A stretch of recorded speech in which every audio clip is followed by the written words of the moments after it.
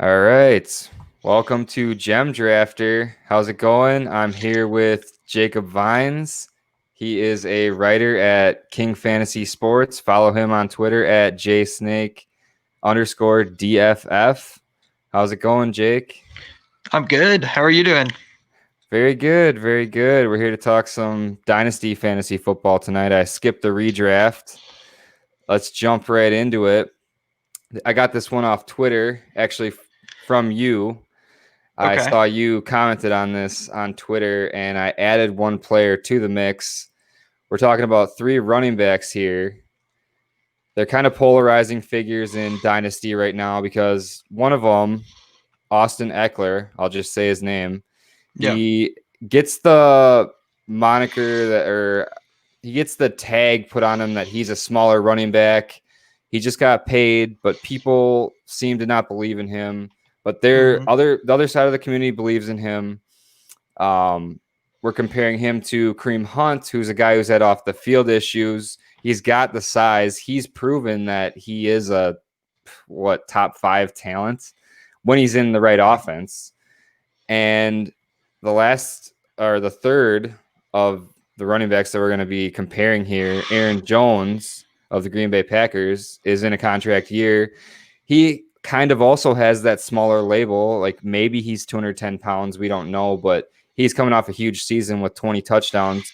The question is, Jake, 12 months from now, because Dynasty is a forward-looking game, Yep. who's going to be worth more? Or I guess what order are you putting these guys in for Dynasty? Yeah, you're making me a little nervous with talking about something I commented on because I don't remember what I said. Oh, but they're gonna go back and get you, man. I know. So I'm going to go with for 12 months from now, Austin Eckler will be the most valuable. For me, it's pretty simple. Just looking at the contract alone, and we know what he did last year because he's on a team-friendly contract until the end of 2023.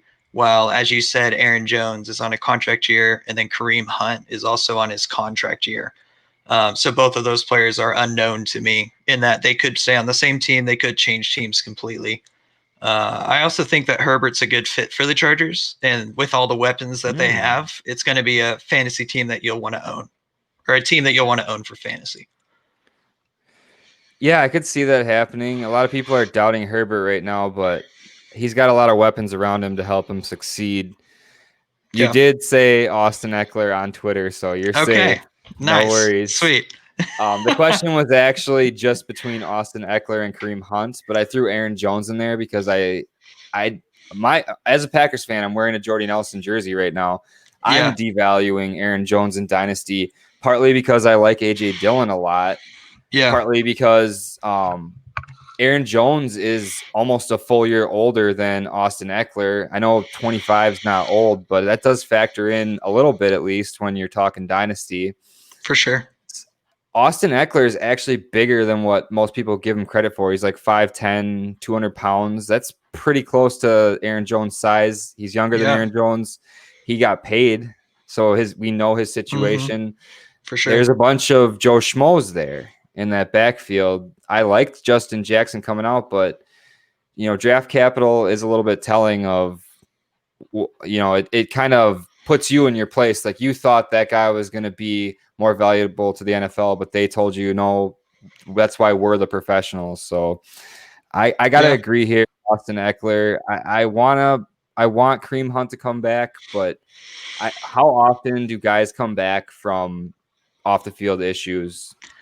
Almost never, right? I mean, I can't think of anybody that was actually suspended because I mean Tyreek Hill is like the only example I can think of a guy who almost got suspended and he lost a ton of value, but I can't think of anybody who was actually suspended and came back to do anything. Yeah, it's an outlier, and we're not chasing Yeah. outliers. We want to, figure out hard facts with people and make sure we're making the right decisions, not just, especially with high value players. We're talking about Yeah. Kareem Hunt's down there in startup value, but Aaron Jones and Austin Eckler, I've seen. I mean, it's a crazy value. I would never take him here, but I've seen Austin Eckler go in the second round of a super flex startup, and maybe that was just a new player, but I've seen it too. In my most recent startup, I had Aaron Jones go at 3.7 and Austin Eckler go at 3.09, and this is a Superflex 12 team. Wow. So they're Wow. pretty close. Yeah. I mean, you can't hate people on wanting to take those guys early because they've proven it. But I really think that people are going to regret not putting enough stock in this rookie class of running backs. I just get that vibe of 2017, and we're still talking about a 2017 running back that had off the field issues in the same breath as these guys. So I think Yeah. that speaks a little bit of caution to when you're approaching, like if you're trying to buy these guys. If you already own them, they're probably holds, but if you're trying to buy Eckler or Aaron Jones, I would just caution how much you're willing to dole out because I things could change actually, so quickly. yeah, I was going to say I can actually talk on a trade where I actually traded away Austin Eckler. Mm, This is a 12-team PPR Superflex tight end premium league. I traded away Austin Eckler, the 1.04, which became Dobbins. This was pre NFL draft in Stafford for CMC and Hines. So interesting. it's a big old trade. I still like CMC side because I think he'll be a difference maker for the next 2 to 3 years, if not longer. But when I pressed the accept button, it hurt quite a bit. Yeah, yeah. I mean, you got to pay to get those type of players on your team. Yeah, So I could see value on both sides of that trade. So it was probably good for both parties. for sure. Let's talk about some second year running backs. These guys, you know, they're not shining as much these days because they're the old news, and we've got this 2020 class coming in, and they just look so good. At least the top five, in my opinion. A few of those guys I would take over the first name I'm going to talk about, Josh Jacobs and Okay. Miles Sanders. I guess I'll just say I would take Jonathan Taylor, Clyde Edwards-Helaire, and J.K. Dobbins over Jacobs and Miles Sanders. Just Wow. just because of my process, which is probably 70% or at least 65% talent, Okay. 35% situation, because I always try to play the long game. And not to ramble too much here, but really quickly, the fantasy footballers particularly always talk about the early season schedule, and that's mainly redraft focus. And even in redraft, I'm the type of player that I'm okay with going 2 and 3 to start the year and waiting out guys that I think are going to be second half breakouts, and drafting those guys, not trying to just take a chance and pick them up off the waiver wire. And I Gotcha. kind of live by that same philosophy in Dynasty. Like, I'm willing to wait till week 5 for my guy to take over. But how are you feeling about Josh Jacobs and Miles Sanders right now? So if we're talking in the same breath with CEH and goodness, I just blinked on his name, Jonathan Taylor. I I would take Jonathan Taylor above both Jacobs and Sanders. But CEH to me, I would take him behind. Mm. I'm actually, if I'm going off on a tangent on the rookies, I'm actually concerned with all the rookies in 2020 getting the workload just because of you got Damian Williams for the Chiefs, you have Marlon Mack for the Colts. With the Ravens, you have Mark Ingram. But I will say after that, I think their future is really bright and worth the rookie capital. But I do think Jacobs is, I like him at his ADP of RB10. Some people may think that's too early because he doesn't get much of the passing work, but I think overall, just with the stability he provides by being under contract until 2022 with the team option to 2023. And also, I think the Raiders' offense is going to improve this year. They added a lot of wide receiver talent. Maybe Bowden can help with just overall opening up some lanes too. So Is Bowden going to play quarterback? no, Derek Carr is a quarterback. I've gotten in a couple of arguments related to Mariota versus Carr, and I just don't see it. The only thing that's helping Mariota's argument is that he was a good prospect, in my opinion.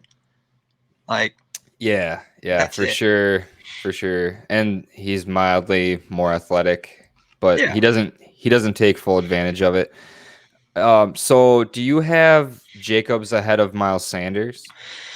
So I don't actually do any rankings. I sort of like use other people's rankings slash ADP and do my own opinions, but I would take Sanders above Jacobs. And this is Oh, okay. more talking like PPR leagues, even half PPR, just with the amount of receptions that Sanders will get versus Jacobs. Because even if we're talking last year, Sanders had, it was what, 3 times the amount of targets as Jacobs. So to me, that gives him a good advantage related to PPR. So Yeah. Yeah. Jacobs had 20 actual receptions and Miles Sanders had 50. So 2.5 times the amount of receptions, which does mean a lot for PPR, but I like to see the sustainability of because I largely think that passing yardage, because a lot of people quote Miles Sanders by his end of season yardage, yeah, which was, if I could look it up real quick, total, it was like 800 receiving yards and 800 rushing yards rather, and 500 receiving yards. yeah, And so people will compare that to Josh Jacobs, who only had 1,100 yards on the ground and 166 in the air. So Sanders beat him in that category and maybe in the touchdown category. But I just see the Jacobs putting up 100-yard games on the ground on a team that I think is this past year was much worse than the Eagles. yeah. I just see that as more of a sustaining talent than Miles Sanders, who I had concerns about his vision coming out of college, Okay. holding him back. And I don't get me wrong, I love Miles Sanders, the athlete. Yeah. Miles Sanders, the athlete, is off the charts. And when I first watched his highlights before I watched him deeper, I was in love with Miles Sanders. I was like, this guy's a top 3 back for me this year instantly. And he obviously still is. That's how good his talent is. But I would take Jacobs over him personally. I love that you're in on Taylor though, because I think Taylor's a really talented back, and you can't argue with the top speed and production, and the size. The size always gets me. That's why I love Barkley. That's why everyone loves Barkley. It's like they love the thick boys. Yeah. So how far down from Josh Jacobs and Miles Sanders, since we obviously highlighted them as our top 2 sophomore backs, how far down are these next couple guys that I have on the sheet here? David Montgomery. I think obviously people would have Devin Singletary and David Montgomery next, and then Alexander Madison.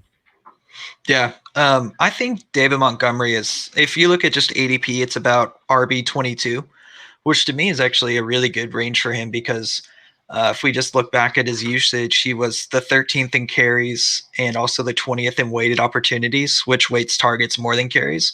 But the scary thing with Montgomery is he was 109th running back in fantasy points per opportunity, so he's not very efficient with those carries. I have been talking Montgomery up on Twitter quite a bit because I think he's a buy just related to his price because I don't expect him to get below RB22. And if there's any type of efficiency increase in the offense of the Bears, which maybe Nick Foles can bring that, I actually like him as a buy. And I've seen some trades where he goes for like a 2021 first before. So, Yeah, I saw a recent tweet that Mitch Trubisky was coming out saying he's super motivated by the trade from Nick Foles. Do you put I much know. stock into that at all, or? So I think Trubisky is going to start the year, but I could see Foles replacing him in maybe 4 or 5 weeks. I have one share Trubisky, one share Foles in my leagues, and I mean even one league that we're in, I have Foles. So it's more of a coin flip to me. I don't really take any stock in. I'm motivated though. It really is a coin flip because I mean, and honestly, I just don't think either of those guys are good. I think it's wishful thinking to think that this offense is going to be high powered by a quarterback. And honestly, Montgomery needs that because I think he's a really good football player, but he lacks the burst speed to really make a difference in the NFL. That's why he looked so good in college because he's a really good football player and he could get past a lot of those players in college. But at the NFL game speed, he just doesn't have that first step to get past linebackers and run away from safeties. And that sucks because I really like the guy. Yeah. And I'm praying for the quarterback situation to get figured out because I love Allen Robinson and Anthony Miller. It's just I want every offense in the NFL to be good. That's the fantasy dream, right? Every offense is good. I feel like every time I write something or type something up, I'm like, and the offense will improve. And I'm like, maybe not, but Someone always doesn't improve, goes the other yeah, way. there is some hope for A-Rob, though. He's in a contract here, so maybe he'll get out of there. We can only hope. Yeah. I mean, he made the decision to go there after playing with Blake Bortles, so what's next? I don't know. I don't know if we can trust Allen Robinson at this point. Yeah. Next, I want to talk about a guy that I like a lot and that people are discounting because of their third-round draft pick of a running back, Zach Moss, and that's Devin Singletary. I like Devin Singletary a lot. He had a lot of college production. He's kind of slippery. He's not as small, just like Austin Eckler. Like, he's more compact, in my opinion. He still packs a good punch for how he's sized, and I think he's a big play threat. He has that like kind of Alvin Kamara light to him where he can kind of break tackles. That's what I meant by slippery. I like him a lot, and I think he's still going to be productive this year. And I've heard people's main argument against him being like the red zone work. I was wondering if that was going to be something you brought up, but how are you feeling about Devin Singletary?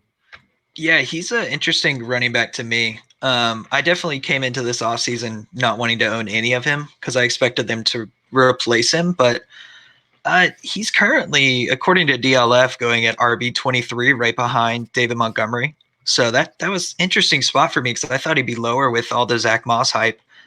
I'm not very in on him because if we look even at his points per game, he was RB28 last year, which I don't really expect much increase from him personally. And I mean, I always go to smarter people than me. We got the at FF Ball Blast and at Ball Blastem, Kate and Michelle. They believe in Moss. I think you've seen that all over the place. And in general, I just haven't really looked into this backfield. I'm just staying away. But I mean, you had some good points related to college, and he did have some burst away speed. That's for sure. Last year, he had some surprising big plays. Yeah. I totally understand where you're coming from, where people are coming from, and it's great that we can have a civil disagreement, and talk about this player. I really think he had a strong season last year, but the touchdowns just weren't there. And I understand that's the concern with people, that the touchdowns aren't going to be there. But on a contending team, I'm the returning champion in this dynasty league, and I paid my 2021 first, which I know is going to be late again. I have a really good team for Devin Singletary, and I think I got a 4th round pick back to get another flyer next year. Okay. But just looking at what he did in 2019 with other, Frank Gore was still there before he got hurt late in the year. Yeah. Singletary put up almost 800 yards rushing. The touchdowns weren't there, but he had 29 receptions, and he only played 12 games. So we're talking about, if we extrapolate, he's kind of somewhat getting into that Miles Sanders territory of production. So I really like Singletary. I think he's a home run threat. Okay. So that's why I'm not really that worried about him. I think he's going to be a value in redraft and dynasty this year because people are just giving Zach Moss a lot of credit, which he deserves. He's a good back. I think that they're similar, except Moss has the size and doesn't have the big playability that Singletary has. So what do you think about Zach Moss? Because, I mean, for me, whenever I see, team did like a 2nd round pick or a 3rd round pick on a running back, that starts to make me a little bit concerned. I just am curious on your thoughts on that. Definitely. It does make me concerned a little bit, but, sometimes people get these things wrong. Not saying that I'm smarter than any NFL team, because I'm definitely not. But to me, Zach Moss kind of seems like a David Montgomery to me, which is a good player, but he just doesn't necessarily have the speed to get it done in the NFL. But that's just me, my subjective view of him watching his college tape, because he obviously hasn't played a snap in the NFL yet. And a lot of people are going to say, well, Devin Singletary ran a 4.6 too. So what are you talking about, man? But that's just my eyeballs. So it's totally subjective. Take that for what it's worth. I think they're both going to be productive players. I think this is going to be similar to the Vikings and the Cleveland Browns as far as the offense. I think those offenses are transitioning towards run heavy. I think the Packers are transitioning towards that with the decline of Aaron Rodgers' career. Not that I still think Aaron Rodgers is a good player, getting on a little tangent here, but I think that a lot of people are talking about 3 wide receiver sets, and I think the NFL is kind of shifting back, at least some of the teams. They're going, hey, these guys are all running 3 wide receivers. We're going to thump you. I think the Titans are doing that. The Packers, San Francisco. I think that the run game, albeit with a committee, is coming back. And as long as there's a lot of volume there might be fantasy value to be had. And we shouldn't discount these committee running backs so much, in my opinion. And even talking about like 2 tight end sets are making a comeback too, which I think just assists the running game too. So. Yeah, for sure. So this is probably the man of the hour since it's somewhat recent. Alexander Mattison. I'm sure this is like the last podcast to be talking about it because I'm sure everyone's covered it a million times already, but hopefully we can have a fresh take on it. I've actually swayed my opinion of it just a little bit, and you recently wrote an article about Alexander Mattison for King Fantasy Sports. So why don't you tell us a little bit about that? Yeah, so it's funny because my first article was Alexander Mattison, who became the man of the hour with, Dalvin Cook's going to be not going to come back unless gets signed. And then my next one was Sony Michel, who obviously had foot surgery. So it's just a weird run with my articles. But anyways, I think Mattison can be the 1A of the Vikings offense if Cook decides to sit or doesn't get the contract, or even if he decides to come back and walks in 2021. One thing that I did after the article, after all this news, is I started doing some polls related to Mattison's value in Dynasty right now. And a couple of polls that were really interesting is people wanted Mattison over Geis. I thought that was concerning because I actually am really excited about Geis, and I would rather have the player that can be the guy no matter what versus the guy that has to have someone sit out. And then also, if we're talking trade values, like teams that were selling wanted 2021 first plus, while teams that are buying only want to pay a 2021 second or third. So I thought that was another interesting difference. But just talking about the players, I've heard some differing thoughts after my article about how I looked at their efficiency, and they both had very similar yards per carry. They seem to both run very similar. I know you watch the games and you're like, is that Dalvin Cook? Oh, wait, no, that's Mattison. But I have seen some stuff recently about how most of Mattison's carries did come during garbage time and things like that. But I still think that if I had Mattison, I would need a little bit more than a 2021 first to sell him, just with the upside. But then I mean, in general, I think Mattison's a seller or hold, though, and Cook is a buyer or hold, personally. I loved Alexander Mattison coming into last year. I love what he put down in college, and you made some really good points there. You hit some really good points there with the a lot of his production did come in garbage time. Like, you might not call the end of the second half of the week 3 against the Oakland Raiders garbage time, but it was garbage time. They were up 21-7. And Dalvin Cook was shredding that defense, and Mattison was just looking good. But you can tell that I watched that game today in preparation for this, and you can tell that Dalvin Cook is a far, I guess that's kind of rude to say far superior, but he's just as far as like laterally, yeah, he's a superior player. And Madison is a good player.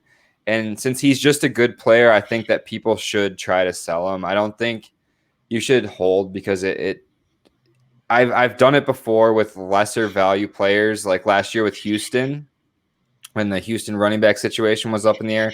People were Yeah. offering me like 2020 fourths for Karan Higdon, and I was like, no, he's gonna be the guy. And he's worth nothing now. I got nothing. And I'm not saying Alexander Madison is going to be worth nothing. I love Alexander Madison, but I think I got to put my bias aside and say that I would sell him because Dalvin Cook, just watching the games that I watched today, comparing them, Dalvin Cook is a much better player. And I think Madison's just going to be a good player. I don't think he's going to ever do more than what David Montgomery or Devin Singletary are going to do. So if you don't want to pay up for those guys, why would you pay up for Madison? I think you should just sell him. Because I was thinking about this today too, looking at Christian McCaffrey's contract, how they have an out after 3 years. And I was thinking, yes, why would any team sign a running back to more than 3 years? Because 3 years from now, there's going to be some guy from high school. I actually have a gem. I'm going to drop it right now. Okay. This guy is a freshman in college at Georgia Tech, low-level school. This guy, this is a hot take actually. This guy is the next guy. His name is Jahmyr Gibbs. Look him up after this. Look him up during this. JAHMYR Gibbs with 2 B's. He's fresh out of high school from Georgia, and he's going to Georgia Tech. And I love this guy's footwork and speed and the way he breaks guys down. He looks like a Barkley type prospect, and that's a high praise. I'm not saying he's that good, but the way those guys that work in college and then work in the NFL look in high school, he looks like that to me. And that's a hot take. Don't quote me on that. I didn't call him Barkley. I'm just saying I love that guy a lot. And those are the type of prospects you want to invest in, and that's why I don't think Alexander Madison's ever going to return immense value for you, because I think by the time he's the guy there, they're going to be able to draft a guy like I just talked about.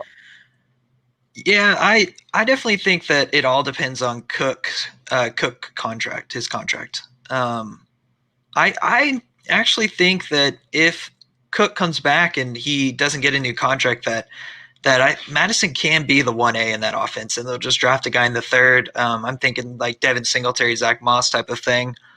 And then it all depends on what you're trading for him right now. Like it probably is going to be best to wait, and then if Dalvin Cook decides to come back, then send a 2021 second for him. And I do that all day to get Madison on the team. And also one thing that we don't need to forget about is Dalvin Cook has a pretty gnarly injury history. I was going to bring that up. Yeah, and so having that type of handcuff, I think, like if you can snatch him up right after Cook signs, if that happens or something like that, which I think it's 50-50 right now. I don't know if you want to get in the CBA, but I did leave a little note about it that makes it to where it looks pretty bad for Cook. But I would do a 2021 second for him, but I would never give a 2021 first for him. I would never buy into that. No, those are some great points. Like I saw that some doctor said Dalvin Cook, his shoulder dislocation is a 50% chance to re-injure, which who knows how true that is. But I am on board with Dalvin Cook, injury risk. I'm just saying, like, I think Madison could definitely be like immediate production, but I don't think he's gonna turn into like I remember now. Arian Foster. I don't think he's gonna turn into like I don't think he's gonna turn into something like Matt Forte, like he's gonna be some all of a sudden elite player in the NFL for 8 years here because Dalvin Cook didn't sign with the team. That's why I'm saying so. But if you think immediate production, what's hilarious is that team that I was talking about. I have Alexander Madison on that championship team. So nice. That's funny. Yeah, I'm trying to sell him, by the way. I bet you're not getting anything for him right now. I bet The everybody's just guy, like, nah, Cook will sign. yeah, I was trying to get the guy's 2021 first. He has a pretty good team too, so I thought he might go for it, but he didn't go for it. Yeah. So I got on a big tangent there with my Jahmyr Gibbs love, but I was wondering what you thought of. I actually mentioned this to Bauer before the Sony Michel news broke, and I've been on this guy for a minute. I've been taking him in round 18, 19, 20 of Dynasty startup drafts. I don't know if you see this. I added it late to the sheet, but Damian Harris. Okay. He had a really good college career. I don't think he's anything special, but I think he's definitely a player to look at. Um, if you really think he's that final piece to your running back depth, I wouldn't be mad if you gave up a 2021 second for him. I think that's a high price to pay, but I wouldn't be mad at you if you think he's essential to your depth going into this year and you're a good team. Yeah, I was very against this take until I saw Sony Michel got his foot cut open Mm-hmm. and had surgery. But I just don't know. It's like we've seen so often where some guy is supposed to come back and then he ends up missing 6 weeks, starting on the pup list. My only concern with someone like Damien Harris is how, if a running back doesn't do anything in his first year, it turns out pretty bad for their total career.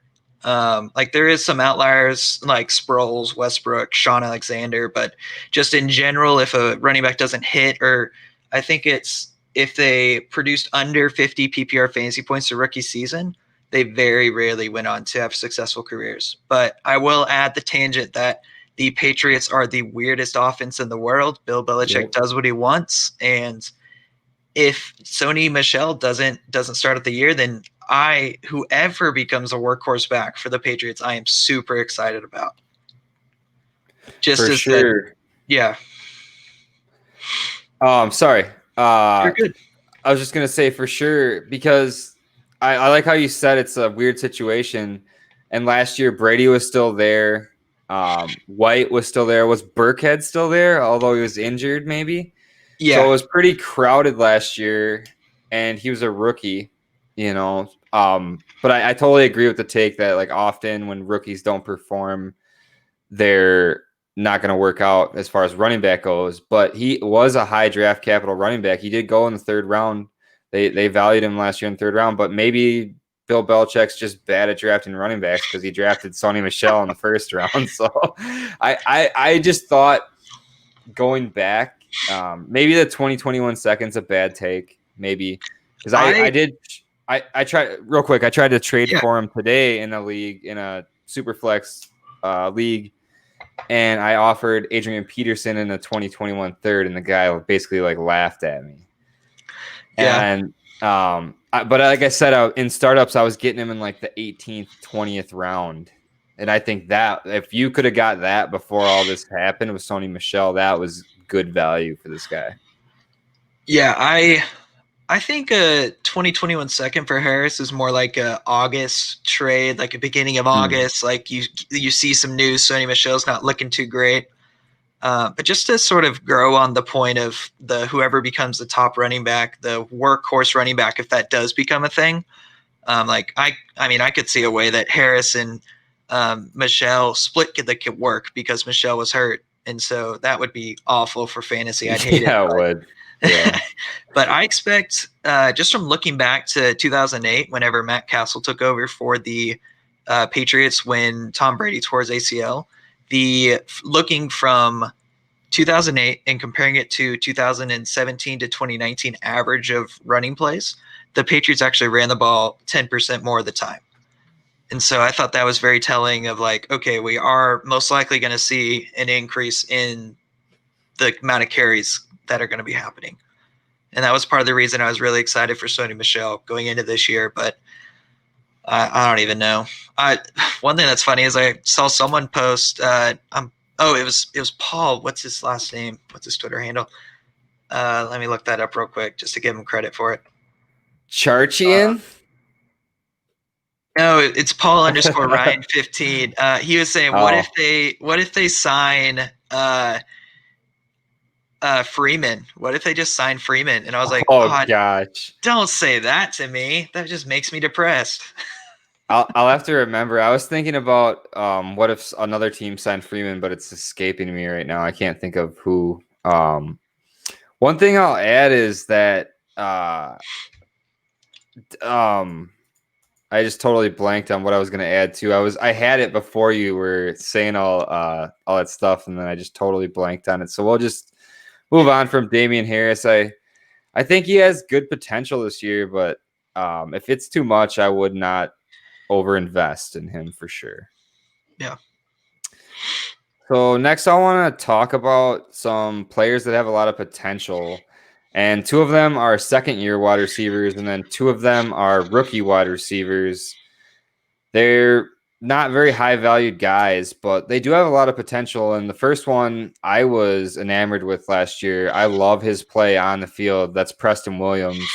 He was starting to put the pedal to the metal before he tore his ACL, which is really unfortunate, man. I mean, if you ask me to put him up against any wide receiver last year, like route running wise, I think the guy's the best. Like he's amazing. The way he shields the ball from cornerbacks too when he's coming back for it is just unparalleled in this wide receiver class. Maybe AJ Brown is as good. That's it. And then we're also talking about after I gushed over Preston Williams, which a lot of people that know me aren't going to be surprised about.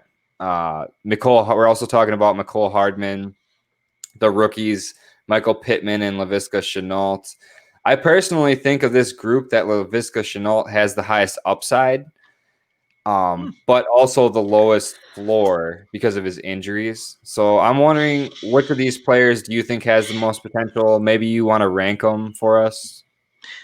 Yeah, so for me, I'm thinking more like the most potential related to if the cards fall right. So my first one's actually Mecole Hardman, and then I would say Preston Williams, then Chenault, then Pittman. So the reason I'm going with Hardman, I think most people will see this thought process is, let's say this perfect world to where after this year, Sammy Watkins walks. And then let's say once Tyreek Hill's contract is up, he walks too. And then Mecole Hardman just goes right in that role, becomes a wide receiver one for the Chiefs, and then just explodes. I'm not very high on him for 2020 because I see him as the third or fourth receiving option behind Kelsey Hill, Watkins, maybe even the running back. But he's an interesting candidate for a cheap buy for 2021 whenever Watkins walks. So that's my thought on Hardman. I like Mecole Hardman. My beef with him is that he was largely off the radar before the Chiefs took him in the second round. Like nobody had him on the radar as a wide receiver prospect. He was a senior coming out. And if if Sammy Watkins walks, he's still the third option. And if Clyde Edwards-Helaire is the real deal, he's the fourth option in that offense, which is still a good value for your team. But I think Laviska Shenault has the potential to be the second option because I'm not going to discount DJ Chark. Yeah. In that offense, I guess realistically, the upside of Laviska Shenault is he is as good as DJ Chark. That's a long shot, but there's definitely that upside there with his athletic ability. And I don't know if you've watched much of Laviska Shenault, but some of the contested catches he made in college and his quarterback was terrible, as was DJ Chark's too. I think that Shenault, like I said a million times now, has a lot of upside. People are really high on Pittman this year because they think the target share is there, but I just see a Mike Williams type of player with an aging quarterback, and I'm not digging it. Yeah, I think one thing for me that just always makes me nervous about rookies is just how low their hit rate is, just in general. Like, let me I don't have it right. Oh, here we go. So, like, if we're just talking about when rookies are drafted in dynasty leagues, like first round hit rates 45%, second round hit rates 30%. And a hit rate is for wide receivers, since we're talking about them, a top 30 season. And so that's just one time hit rate. And then if you go to two times hit rate, 31% for first round, and then it drops down to 18% for second round. So that's why I'm always a little bit nervous about receivers or rookies in general, which I know you're the opposite because you're definitely watching more college film than I am. You're definitely looking at them as prospects, which is I admit it's my weakness. It's something I do need to work on. But that just always makes me nervous. I do think Chenault though is a good flyer, especially at his price and rookie drafts though. Yeah, late second round in most Yeah, places. I since I value my ability to, spend the time. It's people think that you have to have an eye for football. You do have to have somewhat of an eye, but it's just putting the time in, really. It's putting the time in, watching a lot and seeing that once you spend a lot of time watching film, you can see the spectrum of talent a little bit at least. And I just don't think Michael Pittman's a separator. Just a touchback on him. Hardman was off the map. Preston Williams, ACL. And so all these guys have questions. So I wouldn't really knock anyone, which for whatever direction they went on these guys. But it's just an interesting thing to talk about. Like if someone yeah, has a really strong feeling about someone, they could state their case. And obviously you did about Hardman. Um, another wide receiver that we want to talk about today is a veteran wide receiver. He's switched teams once, so he's kind of in place now, and he's more of a PPR guy. That's Jamison Crowder. A lot of people are talking about him as a great vet buy this offseason. Do you agree? I agree 100%. I really like Crowder, and this is talking about strictly PPR leagues. If we're talking about just looking at 2019, he had the 24.7% of the Jets team target share, which was 122 targets, which was 14th most in the NFL. I also don't think we can forget that Darnold was sick for a couple games, and then also the Jets spent two draft picks on O-line, a first round and a fourth round draft pick. I do know they did sign Mim, or they drafted Mims and signed Perryman, but I could see Perryman taking more of the Robbie Anderson role. And then Mims starting off a little bit slower, taking targets from what Demaryius Thomas had, which was 58. Another fun little thing that I looked into is how many targets the Jets had overall. And so overall, they were the 21st in targets, which was 492 targets in 2019. But then if you prorate Darnold's attempts to 16 games, they would have had 542 targets, which was 50 more, and had been 16th in the NFL. So to me, that shows that there's targets to go around. And I don't expect Crowder to be anywhere below his, what was he, wide receiver, I think 26 last year. I don't have it written down right now, but I think he's a good buy for a 2021 second, which I sent a 2021 second and third in one league and got him. And to me, that's excellent value for like a lower tier wide receiver too. Yeah, especially if you're in a win now mode. I think if you're a rebuilding team, he might be a sell this offseason because of the hype.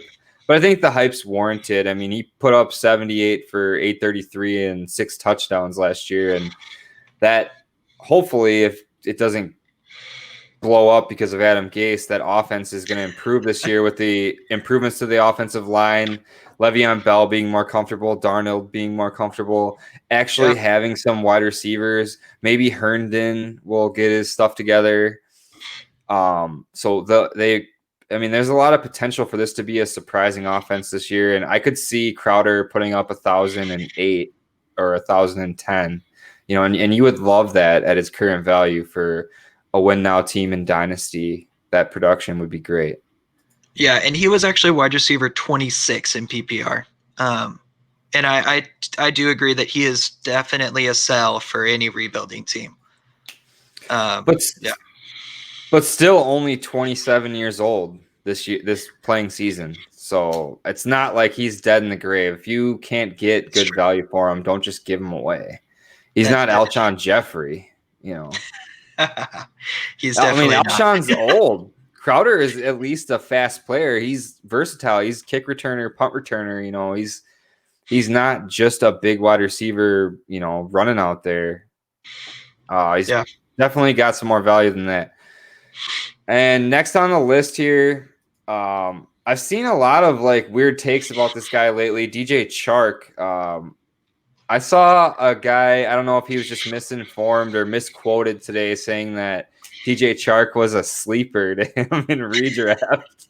Sorry, I forgot who it was. I'm sorry. I shouldn't be like that.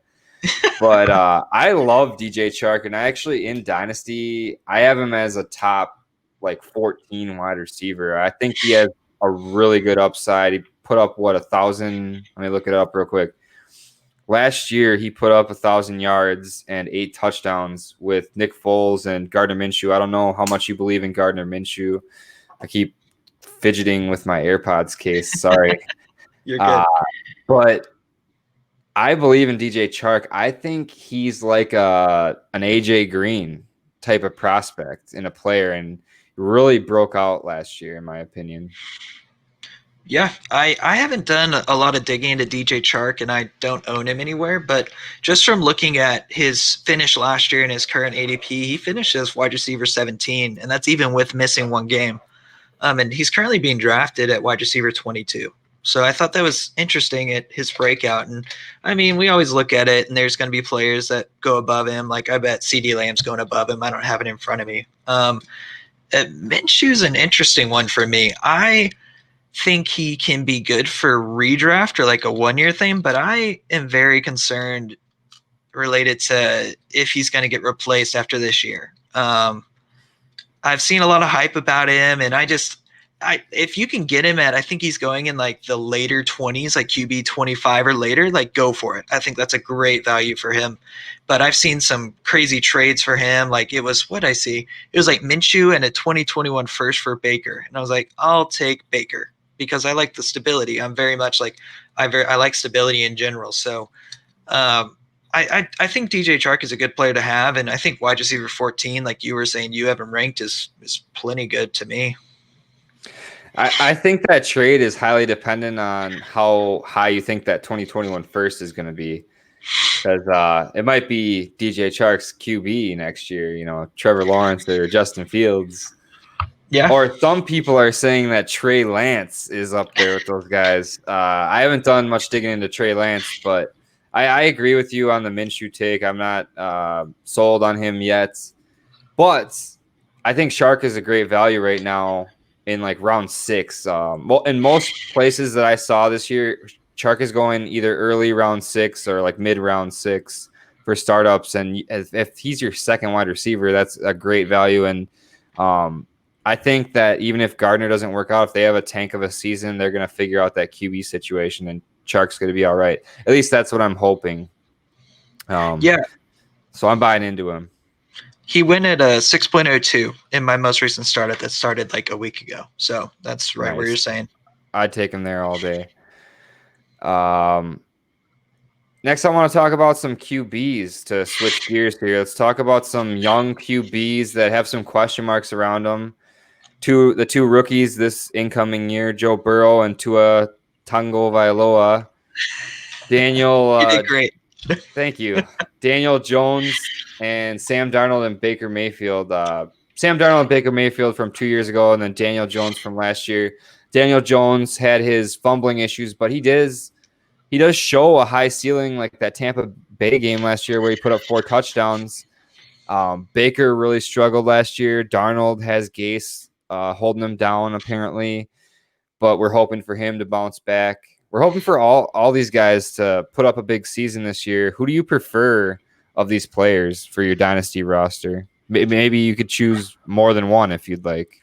Yeah, so I'm going to talk about one related to straight up and then one about related to price. So out of this group, I'd actually want Baker Mayfield, which I know may be hot takey, but I really like Baker going into 2020. Odell's going to be healthy.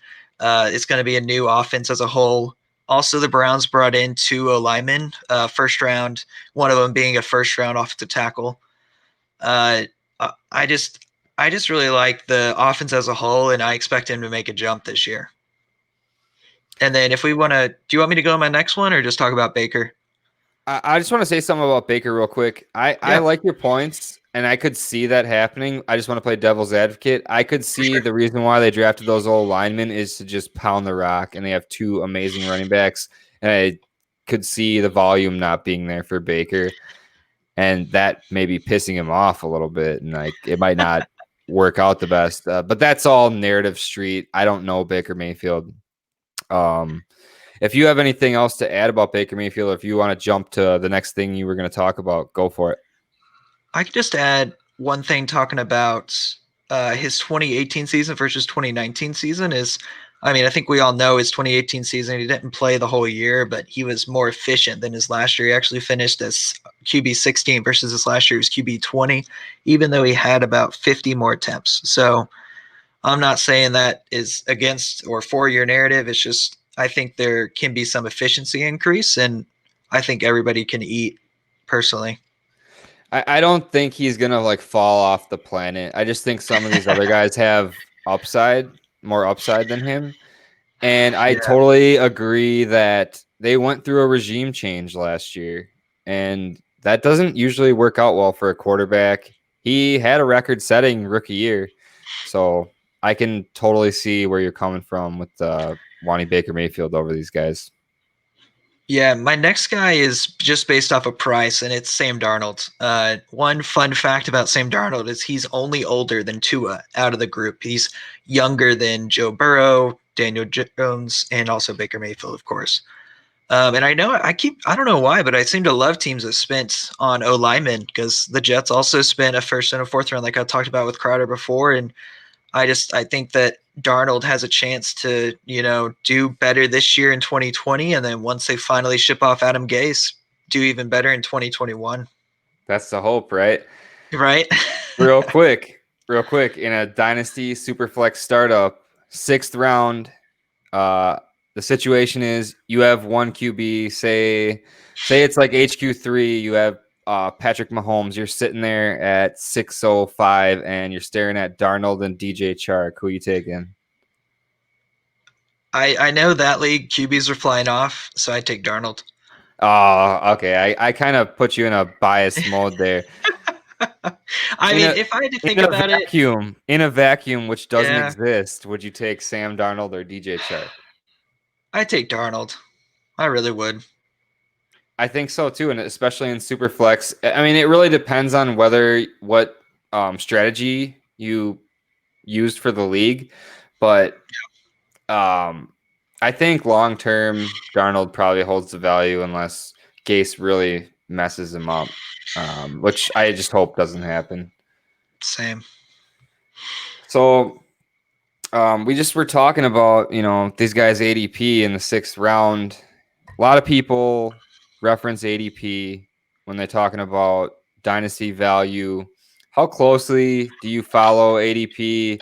Do you live by ADP when you're drafting? Do you use it as a trading tool? Yeah, so excuse me, I in startups follow ADP pretty closely in the first 10 rounds, in that I typically don't jump too high or too low. And honestly, if anything, it seems like everybody else around me is the one jumping way different than ADP. And I just end up having the guy fall to me that is the highest ADP guy who I actually value the most. Like, for example, in my recent startup I keep talking about, I drafted Fournette at the 4.10 in a 12-team startup tiered PPR with a zero point 0.2 points per carry. So he went off as RB18, which he was RB8 in 2019. And it just seems weird to me how I just always seem to get the guy that falls in a way, but I'm fine with that if I value them the highest. I would That's say you go ahead. Yeah. that's a great value. I was just gonna say that's a great value for Leonard Fournette, unless you think he's gonna cheeseburger Eddie his way out of the league. I hope not. I don't think he will. He's a pretty cut individual. Yeah.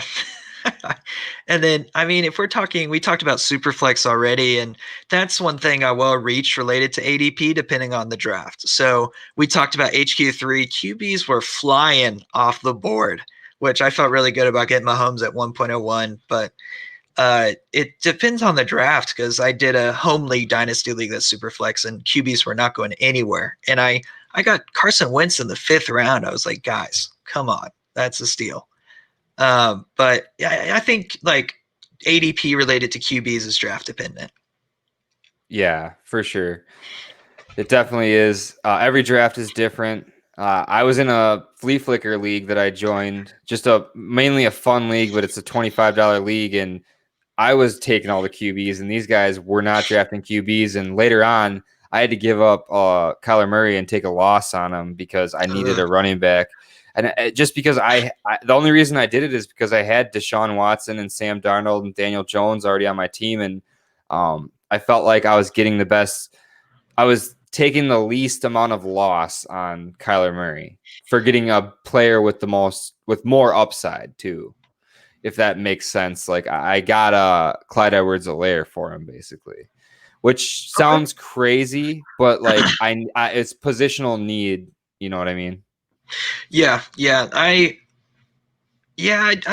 sort of, for me, it's a little bit weird related to grabbing a ton of QBs, because like if I'm doing a productive struggle, which that's what ended up being my home league, is I drafted 6 QBs and they're just hanging out on my bench, and I'm just gonna wait it out because I mean my best running backs right now are Kerryon Johnson and Darius Guys. Like I'm obviously not doing anything this year, but it I'm very much a value drafter. But as you said, like it depends on how you're looking at your team, and if you like the deal, I mean that's what happens. Because I'm not as high on CEH, but plenty of people are high on him. So that's one thing I love about Dynasty Fantasy Football is it's has a subjective nature that makes it fun. Yeah. It was either CEH or Dobbins, or like I had back-to-back picks, so I got both of those guys, so it didn't really matter which one. Yeah. But it was just a move I had to make because I felt like my team was strong enough to make the move and not have to just like waste a year holding these QBs. And that's also a testament to how strongly I feel about these rookie running backs, and that I think a year from now, people are going to be saying, why do we pay up for these young quarterbacks like Kyler and obviously not why did we pay up for Lamar Jackson, because that's a given that he's rushed for 1,000 yards. I actually got Lamar Jackson in the 4th round in a couple startups last year, and those are my teams that are like looking really good going forward. So Yeah. not to get off on too much of a tangent with that, but are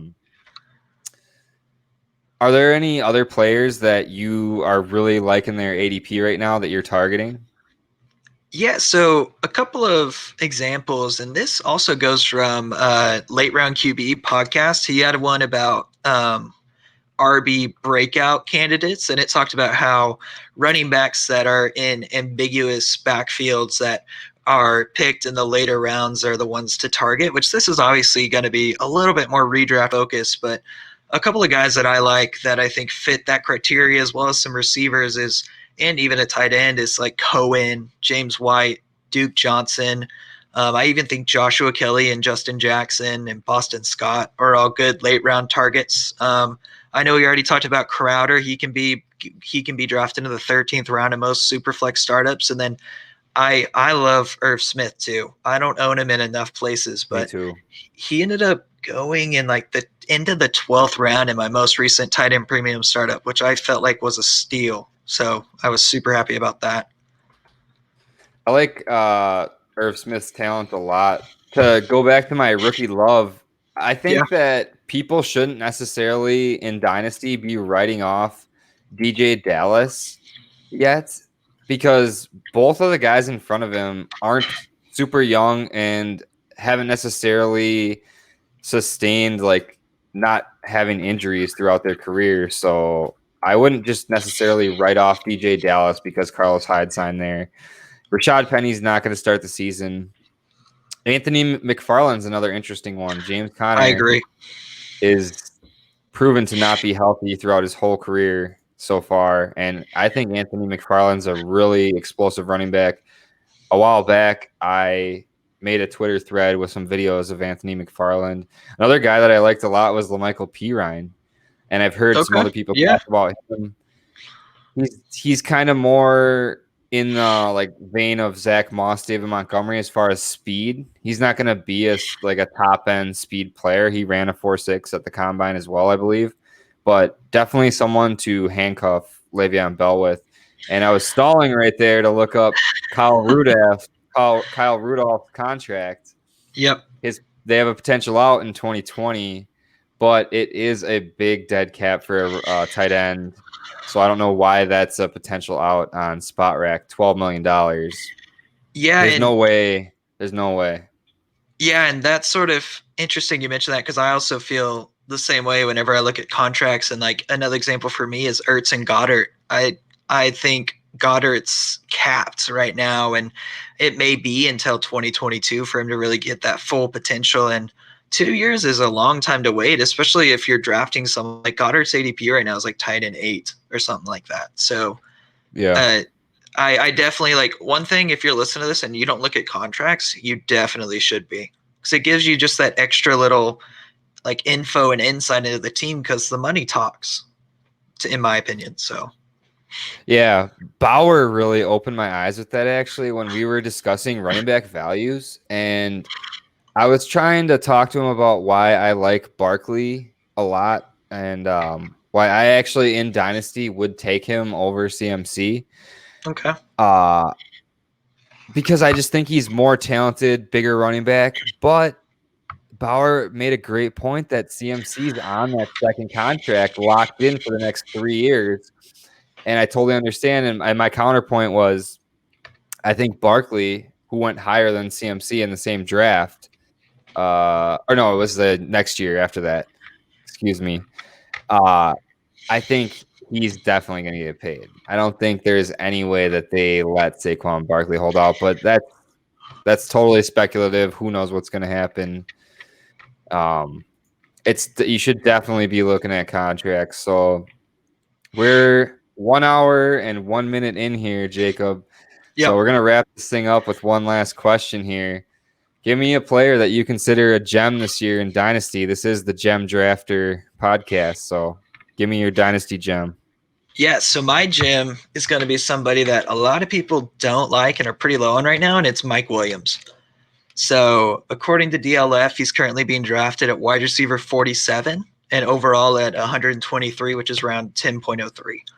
So in his career, Williams was wide receiver 32. This is PPR in 2018 and wide receiver 40 in 2019. If we go down to half PPR, obviously he's going to be more valuable in 2018 at wide receiver 24. And then in 2019 is wide receiver 38. If we look back to 2019, he didn't get a touchdown until it was, I believe, week 14. And he only had a 2.2% touchdown rate if you do touchdown divided by his targets. Whenever you look back at 2018, he had a 10% touchdown rate, which is insane. So I definitely think he's a positive regression candidate, not all the way up to that 10%, but I think he'll get his touchdowns.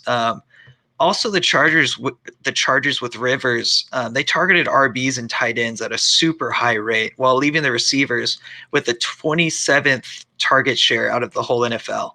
So I expect the Chargers with adding Herbert, and I've already talked about how I like him, and I think that'll help Williams, especially with Herbert's deep ball.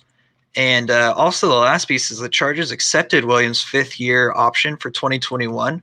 So I expect them to want to use him, and I could see Williams jumping into the top 24 wide receivers in the NFL and being drafted in the 6th round in 2021 startup. So that's like a 4-round increase possibility. So I think he's a good buy right now.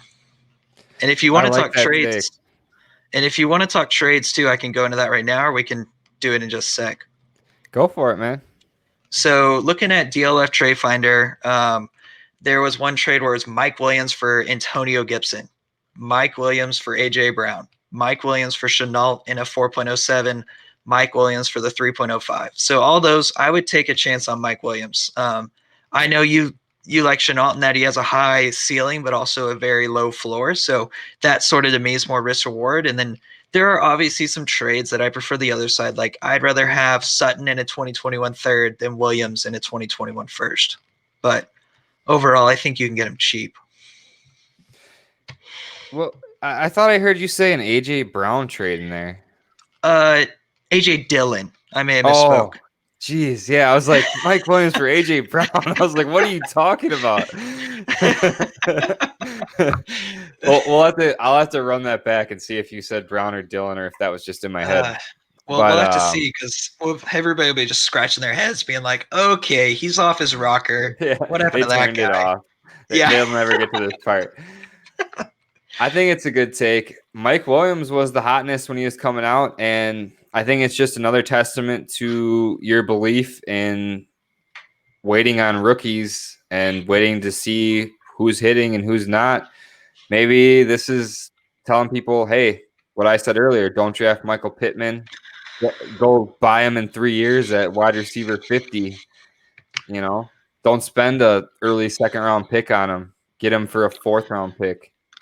Yeah, I'm definitely team trade away your picks for current known players. I like to do that just because I'm a little bit more risk adverse, and that I'll trade away. Like I talked about my trade earlier of Eckler 1.04 in Stafford for CMC and Hines, and like you said, maybe I'll look back and Dobbins becomes a beast and is drafted in the second round. I'll be like, man, I really screwed that trade up, or it could be the opposite. It's just a little bit more risk reward, but I mean, I think if you believe in a player, go get him. But For sure. And it's funny we're at different places in our dynasty like lifespans, and that's where I'm at right now is where I've been burned by discounting rookie running backs, and I've just watched so much of these 2020 running backs that I'm all in on these guys. The only two that I will think could be buy lows next year are DeAndre Swift and Cam Akers, just because of the situation. I'm not buying into the Rams bouncing back this year, and I just think the Lions are dysfunctional, and it's kind of a bad situation with Kerryon also being a decent running back if he can stay healthy. yeah, But I like the Mike Williams take. I like it a lot. I think the Chargers have some work to do. Got a lot to prove with Justin Herbert. Yeah, yeah. Awesome, man. Thanks so much. That's a great gem. People should definitely be looking out for Michael Williams. They should be following you on Twitter. It's right there in the broadcast at jsnake_DFF. Check out King Fantasy Sports, right? yep, yeah. I had a But lot of fun on here. do you have anything else you want to shout out, Jake, before we get off here? Um, no, nothing else. I'm just super active on Twitter. If you ever have any questions on trades or anything like that, just send me a DM or just at me on Twitter, and I'll get to you. But yeah, I had a lot of fun. I like the topics that we talked about. I think the sophomore running back talk, I haven't seen a lot of people talk about it, so that was fun to go through and dig in. For sure. And if you guys thought we sucked, we're only going to get better. So hopefully you'll tune in next time. Thanks, Jake. Yeah.